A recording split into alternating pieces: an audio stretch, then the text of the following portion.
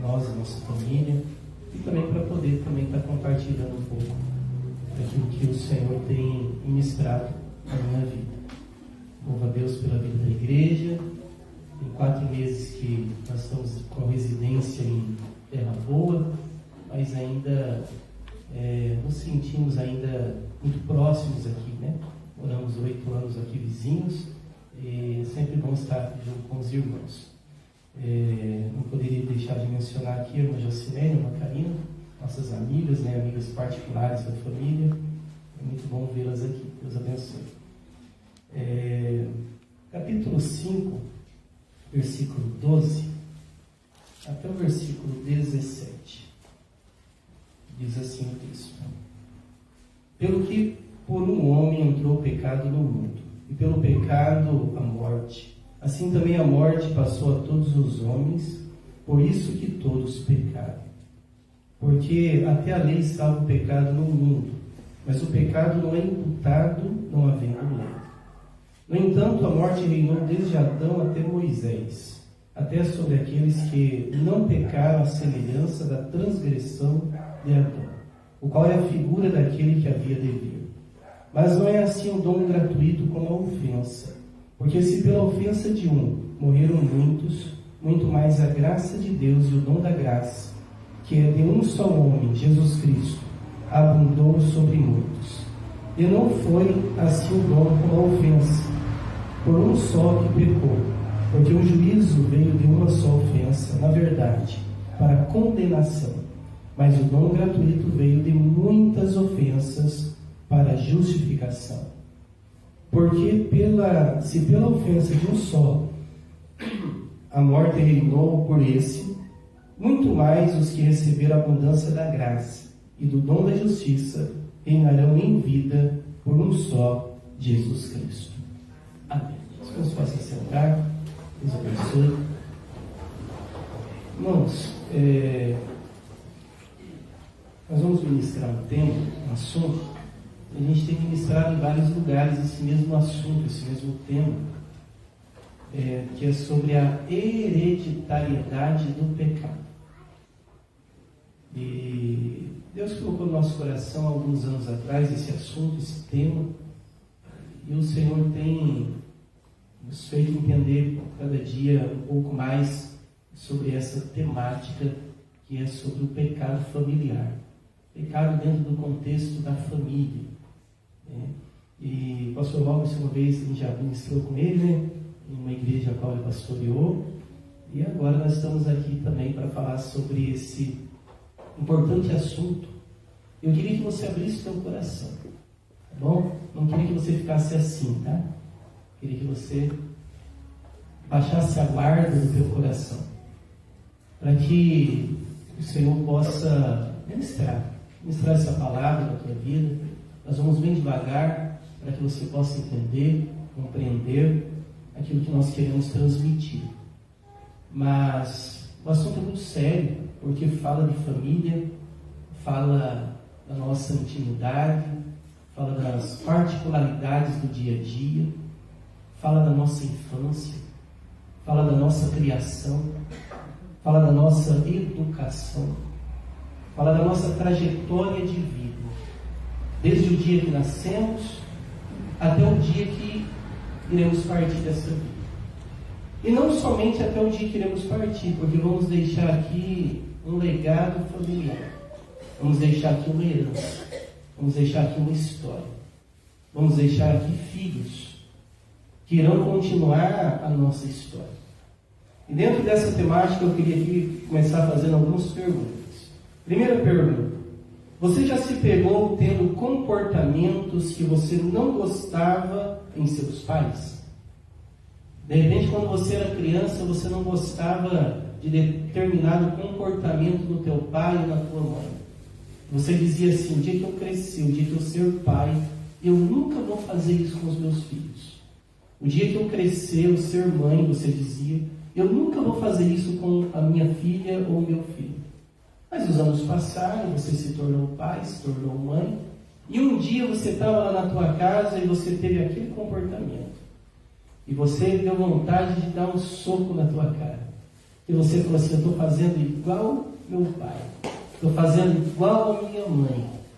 Era um comportamento que você não gostava e que você não queria repetir, mas você repetiu. Você está fazendo igual, né? Comportamentos adquiridos na infância te atrapalham na vida adulta? Comportamentos que você adquiriu quando você era criança, 5 anos, 6 anos de idade, e que agora você é um homem, uma mulher, com seus 30, 40, 50, 60, 70 anos, e você não consegue se libertar daquele comportamento, mesmo sendo crente. Você continua tendo aquele comportamento. Comportamento que você adquiriu na infância.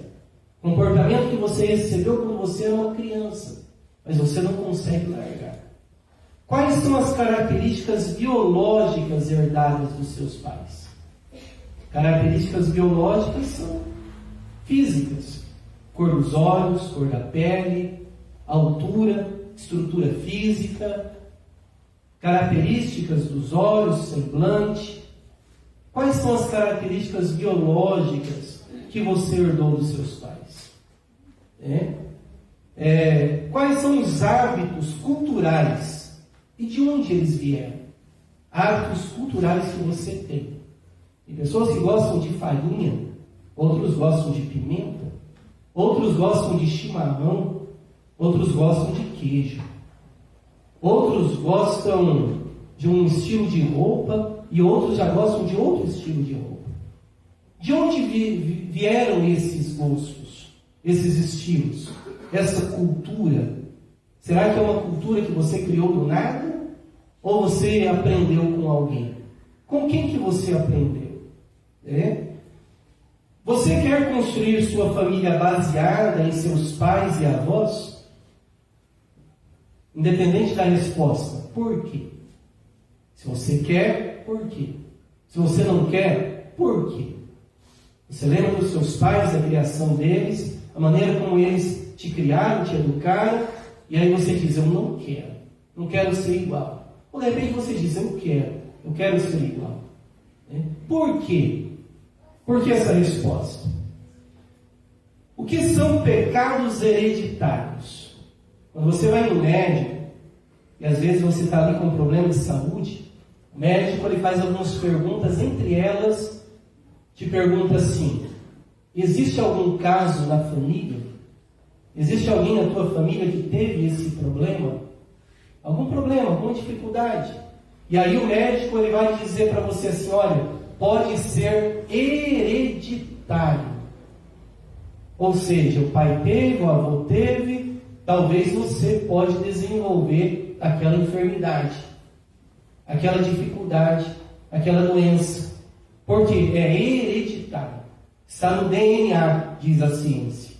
Porém, quando nós vemos Adão, a Bíblia diz que por causa de Adão, o pecado entrou no mundo, e o pecado então consumado entrou a morte. Então, Adão pecou, seus filhos herdaram mazelas, transtornos, psicopatias, doenças, enfermidades, que veio de geração em geração sendo transmitidas e herdadas de família para família. Mas não somente doenças, nós também herdamos hábitos, culturas e costumes. O que são pecados hereditários? Pecados hereditários são comportamentos pecaminosos que as famílias elas transmitem para a geração seguinte. São pecados e comportamentos que são transmitidos de pais para filhos, de avós para netos, de geração a geração. Isso são pecados hereditários. Pecados que tiveram a sua gênese, o seu começo ali no âmbito familiar. E esse estudo ele tem o propósito de diagnosticar as raízes dos nossos comportamentos, avaliar os sintomas característicos dos pecados familiares, quais são os sintomas, como que eu posso avaliar, aprender como esses comportamentos se desenvolvem. Então nós vamos aprender o desenvolvimento deles, descobrir o melhor tratamento para esses comportamentos e aprender a prevenir na vida dos filhos esses pecados. E aí você vai dizer, pastor, mas eu sou crente da Assembleia de Deus. Sou crente raiz, daquele crente tradicional, né? E por que eu preciso aprender sobre pecados? Por que eu preciso, depois de 200 anos de membro da Assembleia de Deus, falar sobre pecado na minha vida? Porque eu aceitei Jesus, eu já não tenho mais pecado. Irmãos, a Bíblia diz, João falou, que aquele que diz que não peca é mentiroso. Nós somos santos diante de Deus, não por mérito, mas porque Jesus morreu na cruz do Calvário para perdoar os nossos pecados. Então, quando Deus me olha, Ele não vê meus pecados. Por quê? Porque o sangue do Cordeiro, Ele me cobre, propicia a minha vida. Então, eu me torno santo diante de Deus, não por mérito, mas por graça. Porque o sangue dele me purifica, me perdoa. Porém, a natureza pecaminosa, a natureza adâmica, ainda continua em mim. A natureza adâmica ainda continua na minha vida. Eu tenho essas duas naturezas. Eu tenho a natureza de Cristo, essa nova criatura, mas eu ainda tenho a natureza adâmica, que é a natureza herdada dos meus pais. E aí fica essa luta entre a carne e o espírito. A Bíblia diz que a natureza da carne, as obras da carne, são manifestas, as quais são prostituição, adultério, lascívia, uma lista grande de pecados. E eu queria aqui, só para a gente entender, tá bom? Não é para ofender ninguém, não é para apontar o dedo para ninguém, porque todos nós precisamos tratar dessas áreas, mas para nós vermos aí alguns exemplos de pecados hereditários, que podem fazer parte da nossa vida, tá bom? Da vida de alguns. Primeiro pecado que eu queria mencionar aqui é a idolatria. Pastor, mas dentro da igreja não tem idólatra. Irmãos, eu já conheci muito crente idólatra de imagem de escultura, viu? Muitos. Uma vez uma irmã do círculo de oração, já tinha uns 20 anos do círculo de oração, fomos visitava a casa dela sempre, e essa irmã, um dia o filho dela falou assim, pastor, a mãe guarda dentro da gaveta algumas coisas, dentro da gaveta da casa dela. E aí eu fui conversando com ela, até que um dia ela se abriu. Ela abriu a gaveta do armário, tirou dentro da gaveta ali imagens, tirou ali quadros, tirou ali objetos. Idolatria. Dentro da igreja. Idolatria. E aí eu fui investigar e ela disse assim, pastor, isso aqui é o guarda da minha filha, ela mora muito longe, e é uma lembrança que eu tenho dela. Eu tenho dó de jogar fora, e eu não tenho coragem de jogar fora. Se o senhor quiser me ajudar, eu lhe entrego tudo, e o senhor faz o que o senhor quiser, porque eu não tenho coragem de tirar. Eu disse, irmão, permite, então, tirar da sua gaveta? Ela disse, eu permito. E eu dei com muito carinho, educação, fui lá, tirei, nós fizemos uma oração, fomos em casa e queimamos aquilo. Feitiçaria. Pastor, dentro da igreja não tem feitiçaria. Irmãos, eu conheço muitos crentes, já conheci ao longo desses 22 anos de ministério. Eu já conheci muitos crentes que frequentam a igreja e vão no terreiro de macumba. Frequentam a igreja, mas quando tem dificuldade, vai lá pedir para o Pai Santo fazer um benzimento para ele. Feitiçaria. Ocultismo. Pastor, dentro da igreja não tem ocultismo. Já conheci muitos adolescentes que leem signo todo dia para ver se eles estão com sorte no amor ou não. Signo é ocultismo. Amuletos da nova era é ocultismo. É pecado. Né? Outros exemplos, vícios como tabagismo. Irmãos, o tabagismo é difícil de largar. É muito difícil. Tem pessoas que se convertem, aceitam Jesus como Salvador, realmente é crente, a gente vê que teme a Deus, mas tem dificuldade para largar o cigarro, tem dificuldade de deixar o vício do tabaco. Não é fácil. Às vezes precisa até de um tratamento, um acompanhamento médico para conseguir se libertar. Jogos, pessoa viciada em jogo de baralho, jogo de sinuca, videogame. Não estou dizendo que a brincadeira em si é pecado, mas o vício é pecado. O vício ele prende a pessoa, faz a pessoa gastar dinheiro, gastar tempo, gastar a saúde naquilo ali. É vício, prejudica a vida da pessoa. Drogas é um problema terrível. Quem trabalha, pastores trabalham com pessoas dependentes. E a pessoa, às vezes, ele batiza nessas águas, é crente, quer servir a Deus, mas fica, às vezes, um ano ali na igreja e, de repente, dá uma recaída nas drogas. De repente, dá uma recaída no vício.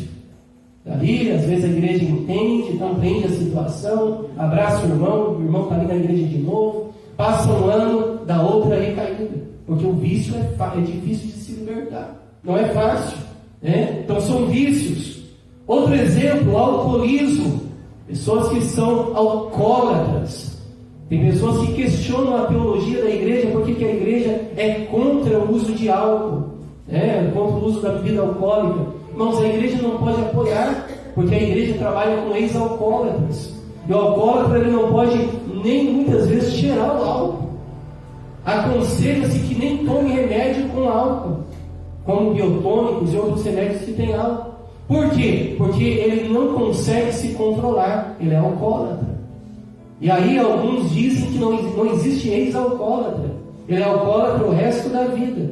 Quer dizer que se ele experimentar, tomar o primeiro gole, ele pode voltar a se embriagar de novo. Por isso que a igreja ela luta contra o álcool, não é porque é uma coisa religiosa, porque a igreja proíbe em si, mas é por causa do bem da pessoa. Porque Deus quer o bem da família, quer o bem das pessoas, né? Roubo. Pastor, mas dentro da igreja não tem roubo. Irmãos, preste atenção. Quando um filho pega R$10 escondido do pai, o nome disso é roubo.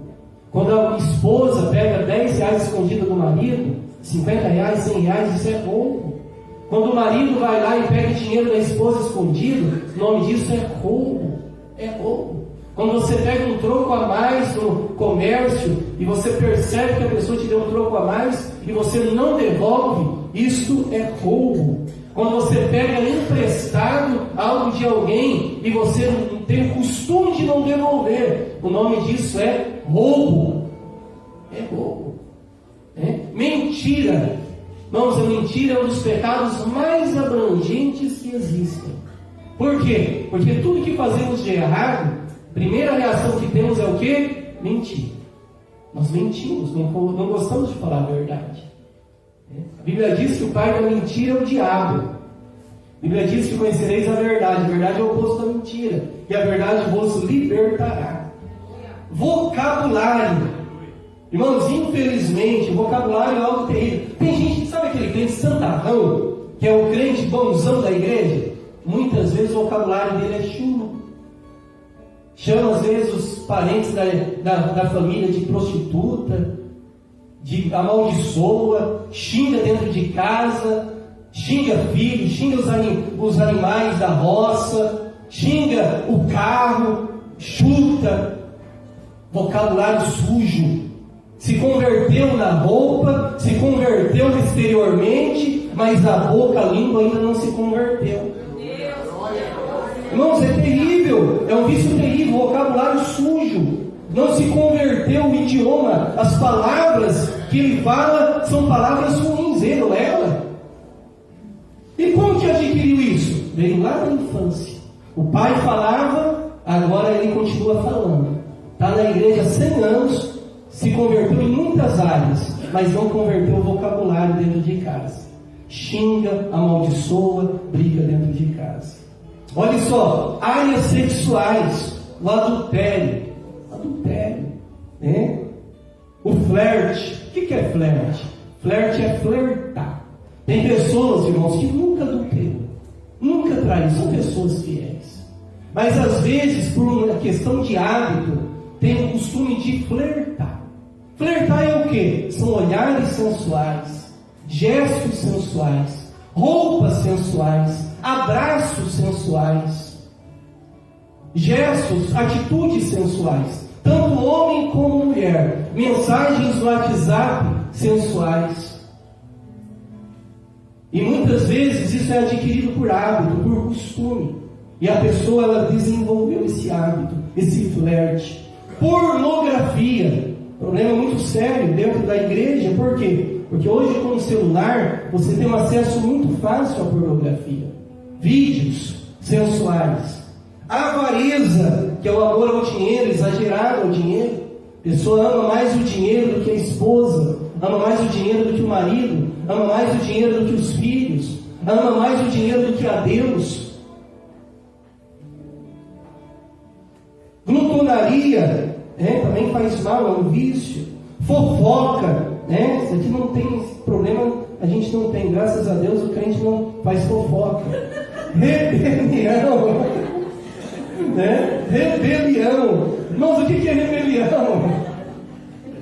O que é rebelião?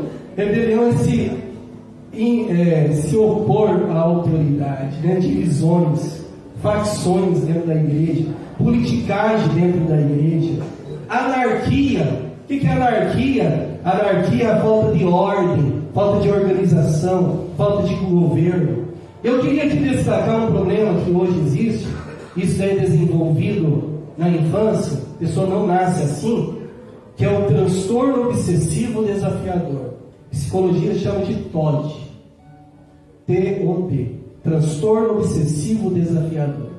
É aquela pessoa que foi criada em um lar onde havia muito grito. Todo mundo gritava com ele, com ela. E essa criança, ela desenvolve a obsessão de ir contra todo tipo de autoridade. E aí então ele desafia o pai, desafia a mãe, desafia o professor na sala de aula, desafia o pastor dentro da igreja, desafia o prefeito da cidade, desafia os vereadores, tudo que é autoridade. Falou de autoridade, ninguém presta para ele. Se você tem um problema com a autoridade, você tem que pensar sobre a tua vida. Se nenhum líder na tua vida é bom, você tem que refletir sobre isso. Se o policial não presta, nenhum prefeito presta, nunca nenhum presidente presta, nunca nenhum professor prestou na tua vida, pai e mãe também não prestou, o problema não são eles. O problema é o irmão ou a irmã. Você pode ter TOD, transtorno obsessivo desafiador. Você gosta de desafiar. Você gosta de falar mal de autoridades. Você gosta de se levantar contra autoridades. E nessa noite, Deus pode ter me trazido aqui para te libertar desse mal. Para te trazer libertação desse mal. O Senhor pode te curar. Ele pode te libertar dessa enfermidade que foi desenvolvida ao longo da vida. Como que os pecados hereditários são desenvolvidos? Como que eles acontecem na nossa vida? Será que é por acaso? Será que é do nada? Não. Como que é? Através de patologias familiares. Famílias doentes geram pessoas doentes. Famílias saudáveis geram pessoas saudáveis. Dentro das patologias familiares, eu quero destacar dois comportamentos aqui: o de rejeição e o de revolta. Tem pessoas que se sentem rejeitadas dentro da família. Às vezes, uma gravidez indesejada, não programada, a pessoa nasceu, de repente desenvolveu um sentimento de rejeição. Porque não se achou bem recebida dentro da família, não conseguiu encontrar um espaço, pertencimento não foi desenvolvido, a pessoa nunca conseguia se sentir amada, nunca conseguia se sentir bem dentro de casa. Desenvolveu a rejeição. Ou de repente a pessoa desenvolveu a revolta, porque foi criada nesse mesmo contexto, mas ela desenvolveu-se como uma pessoa revoltada. Para chamar a atenção do pai e da mãe, aprontava na escola. Para chamar a atenção dos pais, apronta na igreja. Para chamar a atenção da sociedade, apronta na rua. Vamos pinchar o muro, Vamos brigar, vamos beber, vamos usar droga, vamos fazer o fervo. Por quê? Porque às vezes assim alguém me vê. Às vezes alguém se preocupa comigo. Desenvolveu o comportamento de revolta. Como que os pecados hereditários são desenvolvidos? Através da cultura familiar. Existem comportamentos errados que se desenvolvem na cultura. Existem famílias que a cultura dele é beber. Não porque são pessoas ruins, não é. Não é todo mundo que bebe que é ruim, socialmente falando. Tá? Não é. Mas dentro da cultura familiar, quando a criança tem lá seus 6 anos, 7 anos, o pai diz assim: meu filho, toma um golinho de pinga, pai. Isso é comum, viu? É melhor aprender com o pai do que aprender lá fora. Antigamente, anos atrás, os irmãos aqui mais experientes lembram disso? Os pais ensinavam os filhos a fumar paeiro. Desde criança. Eles diziam que era para espantar mosquito. É verdade. Quem lembra disso? Alguém lembra disso? Era costume, era cultura. Para vocês terem uma ideia, no século XVI, a igreja não proibia o cigarro, porque não sabia que fazia mal. Não tinha o conhecimento científico que o cigarro era uma droga. Então os crentes do século XVI, na época de Martinho Lutero, fumavam. Era que nem usar café dentro de casa, tomar café. Era um costume, era uma cultura. Porque não havia um entendimento que aquilo ali era uma droga, que aquilo ali fazia mal. Depois aprendeu, então a igreja, porque aquilo que faz mal, a igreja aconselha não usar. Então a cultura familiar, muitas vezes, pode desenvolver o pecado. Pessoa que a cultura dele é o vaneirão. A pessoa gosta do vaneirão. Aí vem para a igreja, aí tem hinos que tem aquele ritmo do vaneirão, aí quando vem aquele hino, não já quer sair dançado. Misericórdia. Não é? Falando de ritmo, a igreja ela abrange muitos ritmos. A gente tem hinos no ritmo do forró, temos hinos no ritmo gaúcho, no vaneirão, samba, vários ritmos. O ritmo em si não é pecado. A questão é a sensualidade, a questão é o mundanismo na hora de você louvar a Deus, na hora de você adorar a Deus. Porém, quando a pessoa é criada ali dentro daquela cultura do baile, a cultura da cachaça, a cultura da pinga, a cultura das drogas, a cultura da prostituição, a cultura do adultério, isso daí se torna parte da vida da pessoa. E quando a pessoa se converte, muitas vezes é um choque para a família. Por quê? Porque a pessoa está deixando tudo aquilo.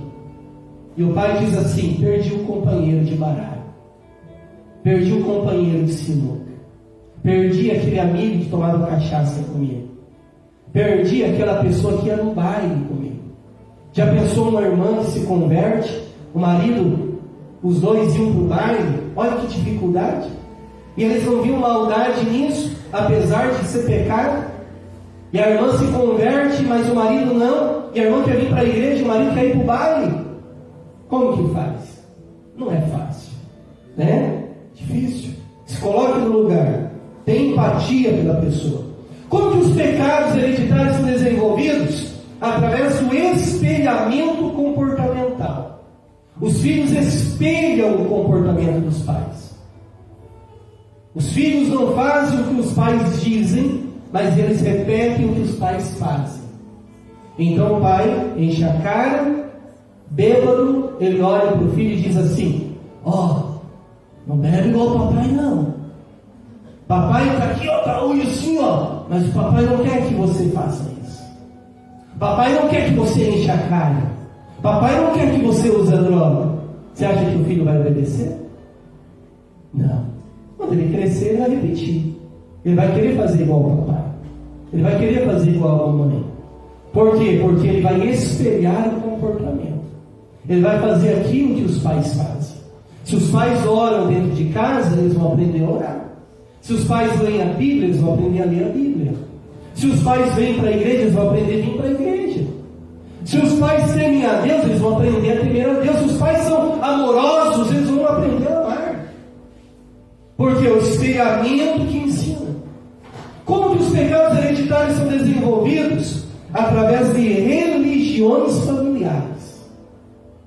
Religiões familiares. Uma vez, primeira igreja que nós pastoreamos, havia ali uma irmã que ficava endemoniada frequentemente. A gente ia lá, repreendia aquele espírito maligno, o demônio saía. Íamos para casa, passava uma semana, de novo, alguém da família ia lá e falava assim: olha, a mãe está daquele jeito de novo, pastor. Nós íamos lá, repreendíamos, o demônio saía. Ficava mais uma semana, um mês, e foi dessa maneira durante um ano. No final de um ano, mais ou menos um ano. Final de um ano, nós estávamos na igreja, no culto de terça-feira, e eu ia dar um ensino sobre batismo com o Espírito Santo. Estava ali na hora dos hinos da harpa, de repente o filho dela entra dentro da igreja, e eu vi que ele entrou assustadinho, e ele foi no púlpito e ele disse assim: pastor, a mãe está daquele jeito.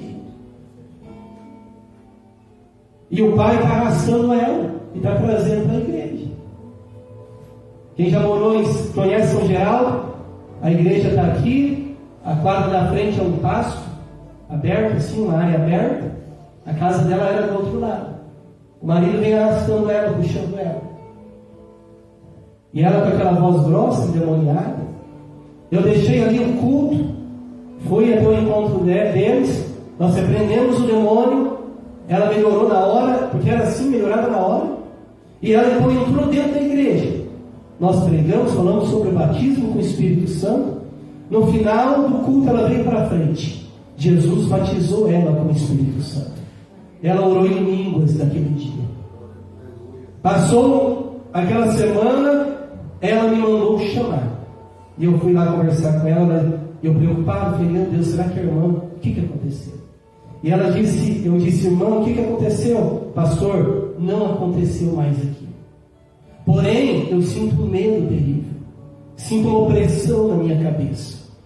Eu sinto algo em mim. Eu disse, aí eu fui sentar e conversar com ela. Porque até então eu nunca tinha conversado sobre a vida pessoal dela. E eu disse para ela: irmã, eu quero saber quem é a irmã. Eu quero que a irmã me conte da tua infância, da tua vida. E ela disse assim: pastor, a minha avó é benzedeira da Umbanda.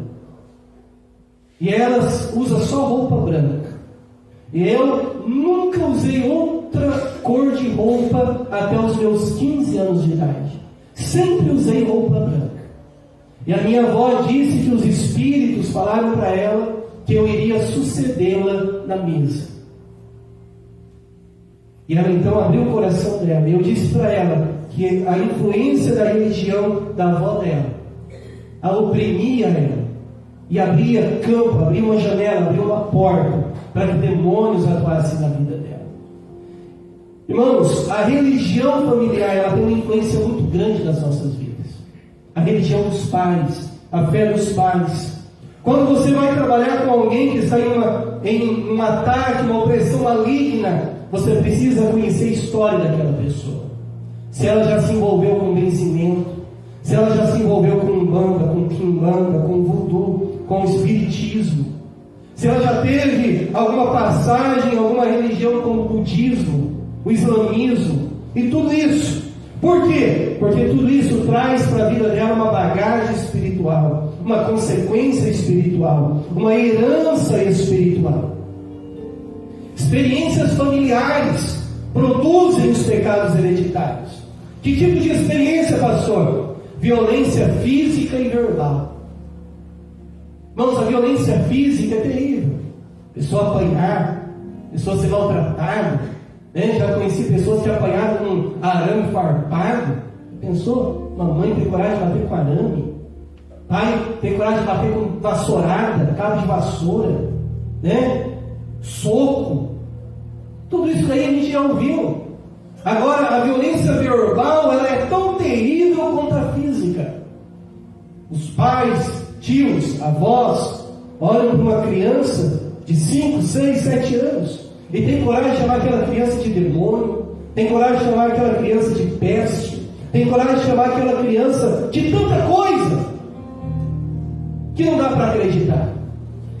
E por incrível que pareça, durante o ministério eu já ouvi, não vi pessoalmente, já ouvi crianças, adolescentes de 15 anos, filhas de obreiro, dizer assim: pastor, aconselha meu pai é obreiro, mas ele me chama de biscate. Ele disse que eu não vou dar nada na vida, que eu não vou ter um bom casamento, que eu não presto, que eu não sirvo. Como que pode? A pessoa tem coragem de usar o microfone da igreja para pregar e chamar uma filha disso, chamar um filho disso, amaldiçoar a família. Irmãos, é sério, porque é muito fácil eu dizer que uma pessoa tem que usar terno e gravata, mas eu não trato das mazelas da alma, eu não trato do interior, eu não trato do espiritual, eu não me converto espiritualmente. Os demônios ainda continuam atuando dentro da vida da pessoa. Parece um sepulcro caiado, por fora bonito, todo adornado, cheio de cal, de mármore, mas por dentro só são ossos, por dentro só tem osso, mais nada, não tem mais vida. Experiências familiares com abusos, assédios, meninos que passaram por essas situações. Pesquisa, entra lá no Google, você vai ver, a maioria dos abusos sexuais são praticados por parentes, primos, tios, pais. Uma vez conversei com um homem, 26 anos de idade, e ele disse: pastor, ora por mim, porque eu fui abusado com 11 anos, 12 anos por uma tia. Ela me obrigou a ter relações com ela, e hoje eu não consigo parar. Hoje eu faço isso com tudo e com todos que eu posso, até com animais eu faço isso. Eu não consigo tirar isso da minha cabeça, não consigo tirar isso da minha mente. Por quê? Porque passou uma experiência traumática na infância. Experiências familiares, maldições. O que é maldição? Maldição é dizer mal, é maldizer, falar mal. Isso é maldição, é maldizer. Pessoas foram amaldiçoadas, né? Quais são os pecados hereditários? Como que eles se desenvolvem? Por que os pecados hereditários não somem na conversão? Porque alguém pode dizer assim: pastor, mas eu me converti, hoje eu sou crente, sou de Jesus, né? Sou de Jesus, canto na igreja, eu prego. Por que os pecados hereditários não fazem assim? Não somem. Por quê? Porque eles foram gerados, produzidos na alma. Na alma. No dia da conversão, você não recebeu uma alma nova, você recebeu um espírito novo. Aquele que está em Cristo, nova criatura é. As coisas velhas passaram e eis que tudo se fez novo. Teu espírito que estava morto agora reviveu. Você é uma nova criatura em Cristo Jesus. Mas e a alma? A alma ainda é a velha alma. E Paulo vai falar sobre isso. Romanos capítulo 12. Rogo-vos, pois, irmãos, pela compaixão de Deus, que apresenteis os vossos corpos em sacrifício santo, vivo e agradável a Deus, que é o vosso culto racional. E não vos conformeis com este mundo, mas transformai-vos pela renovação do vosso entendimento, para que experimenteis qual seja a boa, agradável e perfeita vontade de Deus. Para quem que Paulo está escrevendo? Paulo está escrevendo para o mundo? Não. Paulo está escrevendo para ímpio? Não. Paulo está escrevendo para crentes, para a igreja, dizendo que a igreja deve ser transformada pela renovação do entendimento, da alma, da mente. Por quê? Porque o espírito é novo, mas a alma é velha. O espírito nasceu de novo, mas a alma continua a mesma. A alma é o eu pensante, é o eu que eu recebi no dia que eu nasci, no dia que eu fui gerado. A alma, ela não deleta as experiências, a alma não esquece dos traumas. A alma, ela é trabalhada desde a infância. A alma, ela é construída ao longo da vida. E o que eu me converto? Eu ainda continuo esse velho homem da alma. E essa alma tem que ser trabalhada. E Paulo está dizendo: eu quero que vocês discipulem a alma de vocês.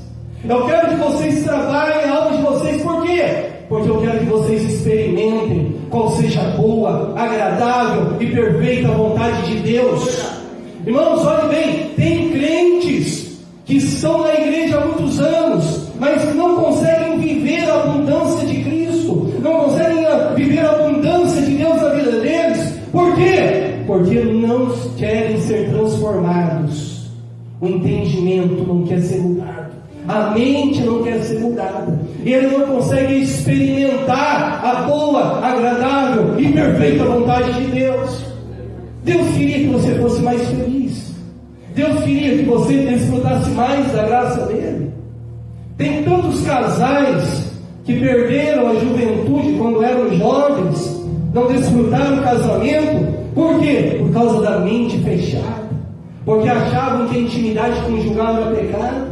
Porque achavam que tudo era pecado na vida deles. E eles, como casal, não desfrutaram a juventude, não aproveitaram aquele momento. Quantos casamentos foram destruídos por falta de entendimento, por falta de sabedoria, porque não abriu a mente para Deus, para a palavra, para aquilo que Deus tem para a vida deles. Aleluia. Ontem nós estivemos em Cianorte, ali com o pastor Roque Lourenço, ministrando um encontro de casais. E nós falamos sobre sexualidade. Quando isso acontecia há 30 anos atrás, não podia falar. Era pecado. Era pecado falar. Mas agora que muitos casamentos já foram destruídos, agora que muitas famílias já foram desfeitas, agora que nós estamos colhendo a consequência da nossa negligência, a igreja agora está pedindo: falem sobre isso, preguem sobre isso, ensinem sobre isso, porque as nossas famílias estão sendo atacadas, porque as nossas famílias estão sendo destruídas. E para quem é conservador e acha que na igreja não deve falar, continue deixando os professores ensinarem na escola secular. Deixe que eles ensinem os seus filhos, do jeito deles. Porque lá na escola eles são obrigados a falar. Porque lá na apostila da escola tem. Lá tem o corpo do menino, o corpo da menina. A professora vai ensinar o teu filho. O professor vai ensinar o teu filho. Com 9, 10 anos de idade. Com 11 anos de idade. A professora vai colocar no quadro, vai desenhar o corpo de um homem, o corpo de uma mulher e vai explicar como que as coisas funcionam. Mas dentro da igreja não pode falar porque é pecado. Dentro da igreja você não aceita. Por quê? Porque Deus é santo e não pode falar dessas coisas dentro da igreja. Mas quem que criou isso, irmãos? Quem que criou o corpo da mulher não foi Deus? Quem que criou o corpo do homem não foi Deus? Quem que criou tudo isso foi Deus. E Deus, em sua sabedoria, para que as pessoas entendessem, Ele disse assim: eu quero que alguém escreva sobre isso. Eu quero um livro romântico na Bíblia. E Deus vai inspirar o Salomão para escrever Cantares de Salomão. É um livro romântico, fala sobre casamento, sobre vida íntima, vida conjugal, né? Então, se nós não podemos pregar na igreja, vamos tirar Cantares de Salomão da Bíblia. Temos um livro a menos na Bíblia. Não temos mais 66, temos 65, porque esse livro não poderá ser mais lido. Você não poderá ler. Você que acha que não pode ser pregado na igreja, quando você ler a Bíblia, este livro você pula, porque senão você vai se escandalizar. Se você acha que os seus filhos não podem aprender ou ouvir falar sobre isso, não deixem eles lerem Cantares de Salomão. Compre uma Bíblia que não tem esse livro. Procure uma Bíblia que não tem esse livro, porque nesse livro fala da vida íntima do casal. Olhe bem, como os pecados hereditários, por que eles não somem na conversão? Porque são produzidos na alma. Os pecados hereditários fazem parte das fortalezas do inimigo. 2 Coríntios capítulo 10, versículo 4 e 5, Paulo falando sobre essas fortalezas, ele vai dizer assim: as armas da nossa milícia não são carnais, mas sim poderosas em Deus, para a destruição das fortalezas, destruindo todo o conselho e toda a altivez que se levanta contra o conhecimento de Cristo, levando cativo todo o entendimento à obediência de Cristo. Quais são essas fortalezas do inimigo? São aquelas coisas, pensamentos, tradições, culturas, ensinamentos que são construídos desde a infância até o dia de hoje. São essas fortalezas. E Paulo está dizendo assim que as armas da nossa milícia podem destruir essas fortalezas, podem vencer essas fortalezas, fortalezas do inimigo, ideias, sistemas de crença, crendices, superstições, ideologias, sistemas religiosos. Tudo isso é Evangelho tem poder de destruir, tem poder de libertar. Tem pessoas que estão presas no cativeiro, presas num pensamento, presas numa ideologia, mas Jesus tem poder para libertar. Jesus tem poder para te tornar livre, para que você seja feliz, para que você desfrute a tua vida, para que você tenha um casamento abençoado, uma família abençoada, para que os teus filhos tenham prazer de vir na igreja, para que os teus filhos tenham o prazer de dizer: eu sou crente da Assembleia de Deus. Eu quero servir a Deus, eu gosto de servir a Deus. Olhe bem, como tratar os pecados hereditários? Só tem um jeito: através de Jesus Cristo. O sistema penitenciário não cuida dos detentos, não consegue recuperar os detentos. A escola tem falhado na construção ética e moral da nossa sociedade. A família, ela vem em segundo plano, porque primeiro é Jesus Cristo, primeiro é Deus, né? Psicologia, você vai no psicólogo, muitos deles não têm temor a Deus, alguns têm. Tem psicólogos cristãos, são uma bênção, mas muitos deles não têm um pensamento cristão. Tem uma outra linha, uma outra ideologia, foram educados e ensinados num pensamento socialista, onde os conceitos são errôneos. Como tratar os pecados hereditários? Por meio de Jesus. O texto que nós lemos diz assim: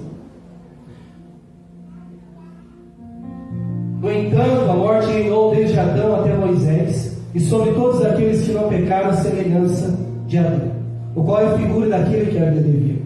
Mas não é assim o dom gratuito como a ofensa, porque se pela ofensa de um morreram muitos, muito mais a graça de Deus e o dom pela graça, que é um dom que é de um só homem, Jesus Cristo, abundou sobre muitos.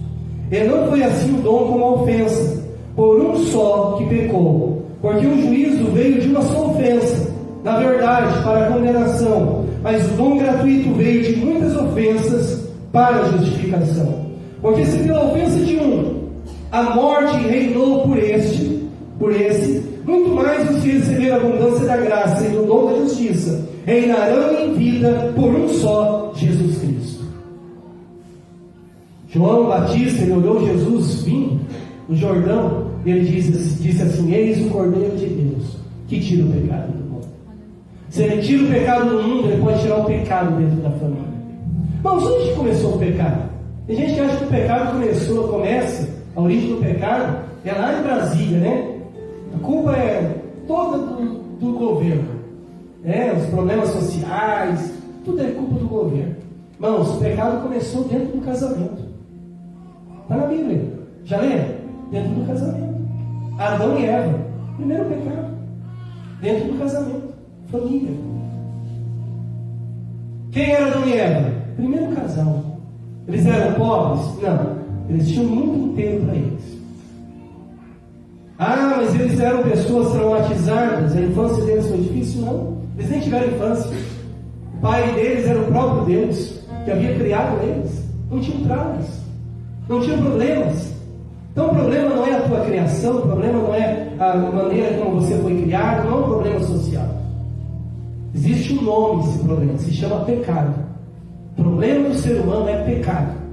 Precisamos tratar o pecado, né? Como tratar os pecados? Através da renovação da mente. Preciso renovar a minha mente. Jesus veio para me libertar, para trabalhar na minha mente. Como que eu trato os pecados hereditários? Através do reconhecimento dos nossos comportamentos pecaminosos. Eu preciso reconhecer. Pergunte lá os passos dos alcoólatras anônimos. O primeiro deles é reconhecer que é alcoólatra. Eu queria te perguntar nessa noite: você reconhece que é pecador? Você reconhece a tua natureza pecaminosa? Você consegue identificar os pecados que você precisa tratar? Pastor, mas se um crente ele tem pecado, ele vai para o inferno. Não, nós somos salvos pela graça.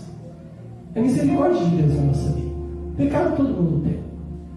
Nós vamos à igreja porque a igreja é um hospital. É onde nós tratamos o pecado. Estamos tratando o pecado. Pastor, mas então o pecado ele não leva para o inferno? Ele pode te desviar. E se você desviar, se você deixar de crer em Jesus, aí você perde a salvação. Então ele pode te desviar.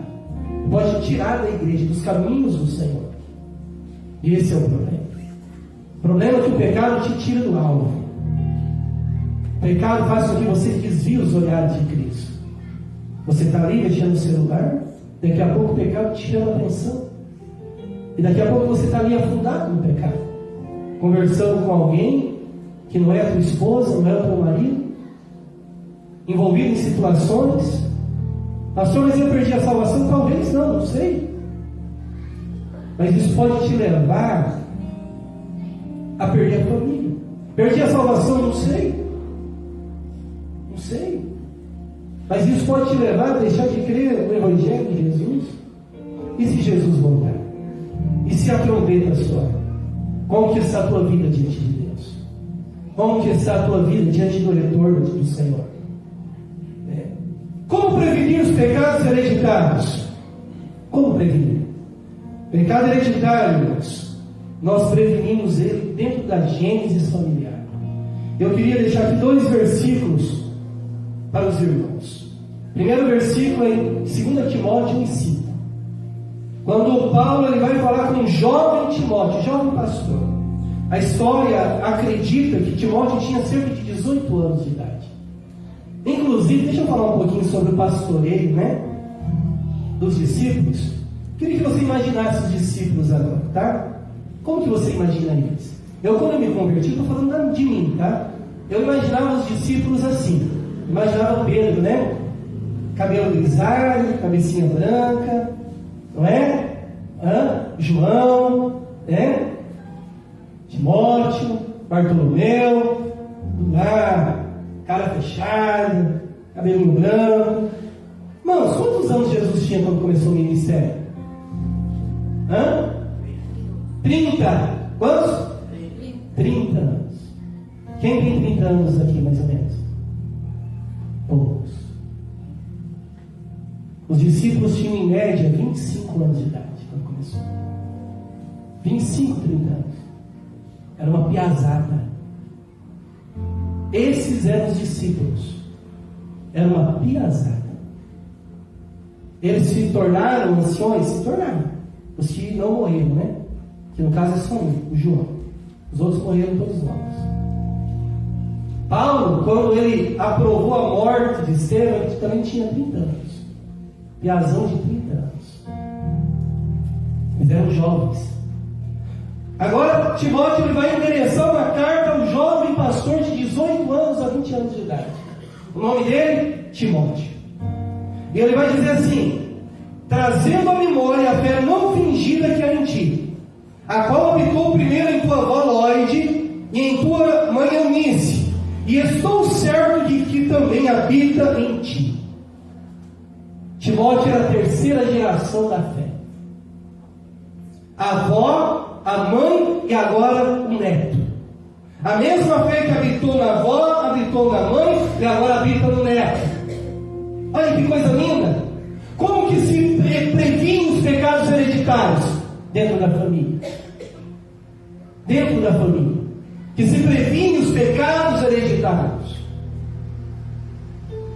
Irmãos, como que vocês acham que Moisés, ele, um dia com 40 anos de idade, ele decidiu ver os irmãos dele que estavam lá no Egito? Quem que ensinou Moisés? A mãe dele, a Joquebede. A Bíblia diz que Joquebede amamentou ele durante muito tempo, e ele sabia que era motivo, e a mãe dele ensinou ele que ele devia amar os irmãos dele. É a mãe que ensinou. Um outro versículo, Lucas capítulo 15, versículo 17. Filho pródigo, já está distante da casa do pai, havia gastado toda a sua herança, havia pecado um monte, distanciado do pai. Mas um dia, quando ele estava lá apacentando porcos, não tinha o que comer, estava na miséria social, financeira, emocional, espiritual. ele lembra de algo. Versículo de número 17 diz: caindo, porém, se disse: quantos trabalhadores de meu pai têm abundância de pão, e eu aqui pereço de fome? Levantar-me-ei, e irei ter com meu pai, e direi: pai, eu pequei contra o céu e perante ti, e já não sou digno de ser chamado teu filho.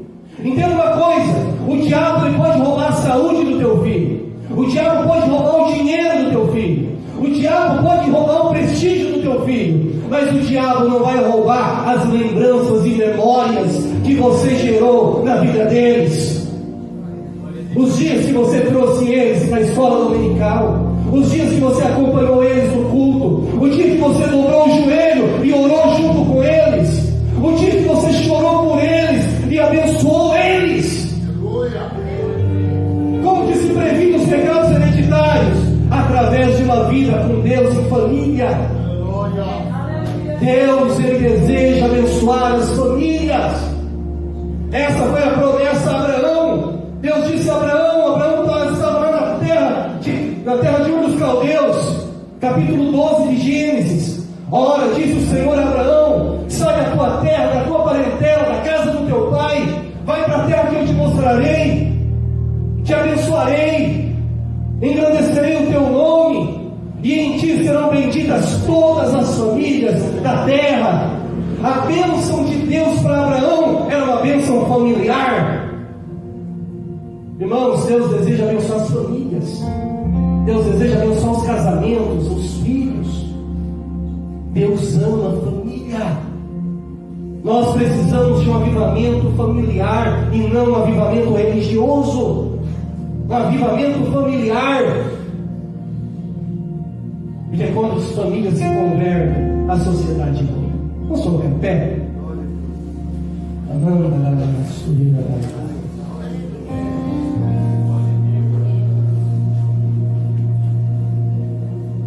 Nós não temos forças para vencer os pecados hereditários. Não temos. Somente a ação do Espírito Santo na nossa vida. Somente.